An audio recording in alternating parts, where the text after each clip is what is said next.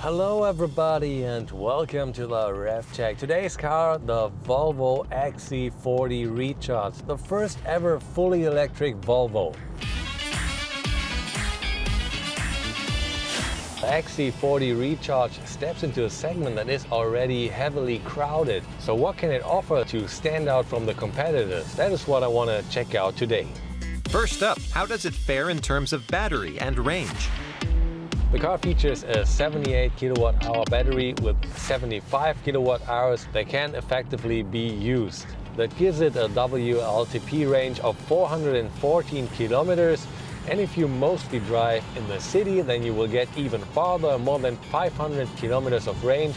That is also what I experienced during my drive here. With that range, it is among the top competitors in that segment. That compares favorably with the 260 to 320 kilometers reached by other electric SUVs from Mazda, Peugeot, or Opel. To match that 500 figure, you have to move up to bigger models like the Mercedes EQC and VW's ID.4. So what about the output? The car has two electric motors, one at the front, one at the rear, 204 horsepower each, so 408 horsepower in total.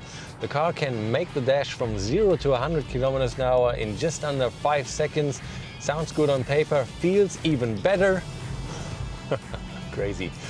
And it can go to a top speed of 180 kilometers an hour. Why 180? Well, it's of course to preserve battery range. On the other hand, it's part of Volvo's philosophy. Any new Volvo that will come on the market will not be able to go faster than 180 kilometers an hour. That's for safety reasons. Speaking of which, not so long ago, the stereotype of Volvo was a geography teacher's car. So if you were going to have a crash, there was no better car to be in than a Volvo. Safety has been paramount for the Swedish company ever since its debut model in 1927. And that sterling reputation has been maintained over the decades. But with cars growing in size from one generation to the next, they also grew in weight and speed. So with road safety still a priority, Volvo boldly announced that all its 2021 model year cars will have a top speed limited to 180 kilometers per hour. The issue provoked heated debate from the start. It was a brave decision for Volvo. Of course, it probably cost us some customers who were not happy with the choice. But on the other hand, we have also gained more customers who are rewarding us for being courageous. And in the end, a customer doesn't buy a product. They buy what the product stands for. Volvo stands for safety. So in that respect, it was the right thing to do, and we should have done it long ago. Und insofern war diese Entscheidung für uns überfällig und sie war richtig.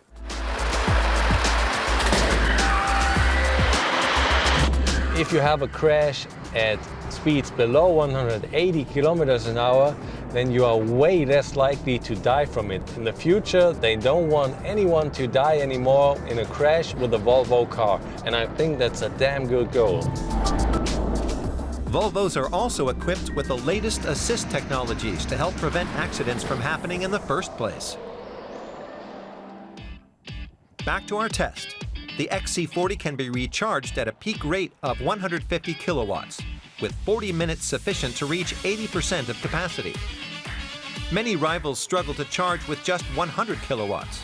On the inside, you instantly see the resemblance with the Polster 2. It also features the same Google-based infotainment system, which is very nice. In case you want to check out our Polster 2 test, just click on the link at the top.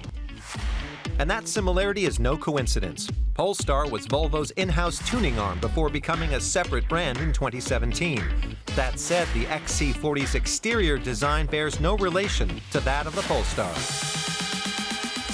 Volvo's plan is to sell 1 million electrified vehicles by 2025.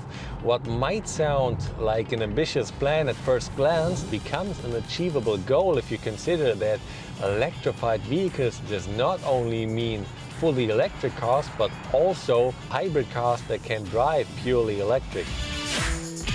But Volvo's environmental commitment is not just limited to its e-models. The Swedish car maker has set itself the target of becoming CO2 neutral by 2040. Bei der Herstellung der Fahrzeuge ist es so, dass wir On the production side, we intend to reduce global supply chain and CO2 emissions by a quarter. Plus, by then our cars are set to have a 25% share of recycled materials. Adding all of that together, by 2025, we plan to have a 25% reduction in CO2 emissions across all our operations. Another part of that climate plan is shifting its entire production to electric cars by 2030. And a further bonus here is that most e-cars have minimal noise. What I like about the XC40 Recharge is it's a pretty silent car on the interior. Another great thing with e-cars is the brake energy recuperation. The XC40 Recharge features a one-pedal drive. If you want it, you can activate it via the menu right here. And then, if you take your foot off the pedal, then the car will decelerate very much. It feels like braking, I'll be honest. But not all e-cars out there come with such an effective energy recovery setup. It takes a few minutes to get used to that, because usually if you approach a traffic light, for example, then you will take your foot off the gas and the car will roll and become slower and slower. If you completely take your foot off the pedal here, then the car will instantly brake. And if you do that, then you will not even make it to the traffic light. The car will stop way before. It's a feature that few rivals to the XC40 can offer. By the way, that's a thing I like as well.